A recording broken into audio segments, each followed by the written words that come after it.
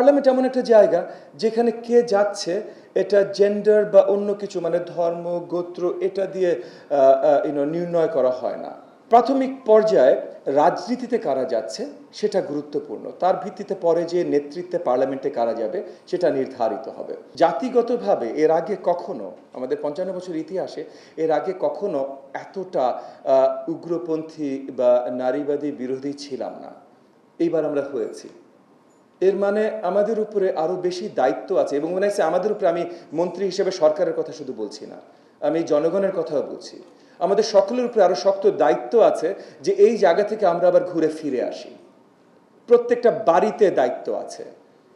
সরকার culture গঠন করে না, সরকারের অনেক দায়িত্ব আছে দেশের সকল ইনস্টিটিউশন পরিচালনা করার। ইনস্টিটিউশনগুলোর মাধ্যমে কালচারের ভেতর আমরা কিছু এমবেড করতে চেষ্টা করতে পারি। তবে প্রধান দায়িত্ব ভাই আপনাদের সকলের, বাড়ি থেকে, বাড়িতে আপনাদের আওয়াজ তুলতে হবে। আমরা এখন দেখছি সব জায়গায়, সমাজের সব জায়গায় একটা আমরা রক্ষণশীল চিন্তাধারার দিকে চলে যাচ্ছি। এগেন, আমাদের জাতীয় কিছু কালচার আছে, সেটা ঠিক আছে, আমাদের ধর্মীয় কিছু অনুভূতি আছে, সেটাও ঠিক আছে, কিন্তু কোনোটাই রক্ষণশীল না। রক্ষণশীলতার দিকে যদি আপনারা যেতে দেন তাহলে ক্রমাগত সেটাই যেতে থাকবে। সো আমি এগেন ঢাকা বিশ্ববিদ্যালয়ের women and gender studies department তাদের প্রতি আহ্বান জানাবো, আপনারাও এগেন আমি একটা ফ্রেজ ব্যবহার করবো, আপনারা এটা নিন্দা হিসেবে নিয়েন না, বাট আমরা একাডেমিক্সদের মাঝে মধ্যেই দেখি তারা একাডেমিকদের আইভরি টাওয়ারে বসে অনেক চিন্তা করেন, যেটা হয়তো ঠিক বাস্তবিক না।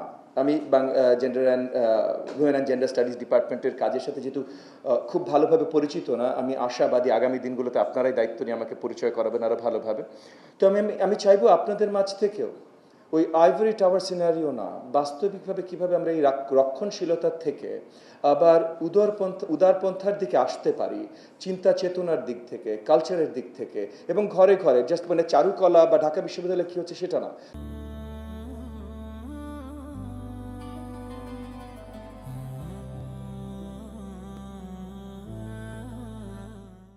নারীদের জন্য সহনশীলতা আমরা বাড়াই। আমি আমার এলাকায় কিছু কাজ করছি, আমি জাস্ট ছোট্ট করে আপনাদের আলোচনার জন্য বলছি, আমি আমার এলাকায় কিছু কাজ করছি। আমার এলাকায় অনেকগুলো গার্মেন্টস ফ্যাক্টরি আছে। সো আমি একটা উদ্যোগ নিয়েছি আমার এলাকায় প্রত্যেকটা গার্মেন্টস ফ্যাক্টরিতে, আমাদের গার্মেন্টস ফ্যাক্টরিতে যে মা বোনেরা কাজ করেন তাদের জন্য ডে কেয়ারের ব্যবস্থা করতে, যেন তারা বাচ্চা নিয়ে ওই জায়গাগুলোতে থাকতে পারে। Thank you. তো এখানে আমরা গার্মেন্টস মালিকদের সাথেও কাজ করছি, সো তাদেরকেও অবভিয়াসলি ধন্যবাদ জানাতে হবে যে তারাও তাদের উদারতা দেখাচ্ছেন। সরকার থেকে আমরা সহযোগিতার ব্যবস্থা করছি। আমরা মাঝে মধ্যে এই রেটরিকে চলে যাই, নারী মায়ের জাত, নারী আমাদের মা, নারীর জন্য সবচেয়ে বড় সম্মান, এবং এটা সত্যি কথা ভাই, নারীর জন্য সবচেয়ে বড় সম্মান, নারী মায়ের জাতি, সব ঠিক আছে, কিন্তু একবার মা বলে এই সম্মানটা দিয়ে ঘরের ভিতরে আটকে দেওয়ার আমাদের যে প্রবণতাটা আছে, এখান থেকে আমাদের বেরিয়ে আসতে হবে। না, আমি এই কথাটা কেন বললাম, আমি এগেন আরেকটা প্র্যাকটিক্যাল এক্সপিরিয়েন্স আপনাদের সকলের সাথে আজকে এখানে অনেক শিক্ষিত জ্ঞানী মার্জিত শ্রেণীর অনেক লোকেরা, মানুষজন এখানে আছেন, বোনেরা এখানে আছেন, তাদের জন্য বলছি। আমি 15 বছর রাজনীতির সাথে সম্পৃক্ত। এই গত 15 বছরে বেশিটা সময় আমার ইউনিয়ন এবং উপজেলা পরিষদ লেভেলে কাটানো হয়েছে।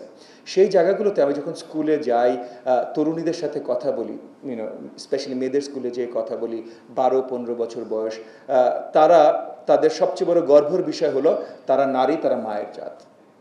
আমি অনেক জায়গায় এটা বলে একটু দুঃখ প্রকাশ করেছি যে হ্যাঁ, মানে ঠিক আছে, গর্বের বিষয়, তুমি নারী, তুমি মায়ের জাত, কিন্তু তোমার এটা ছাড়া আর কি পরিচিতি আছে, তুমি কি পরিচিতি তৈরি করতে চাও?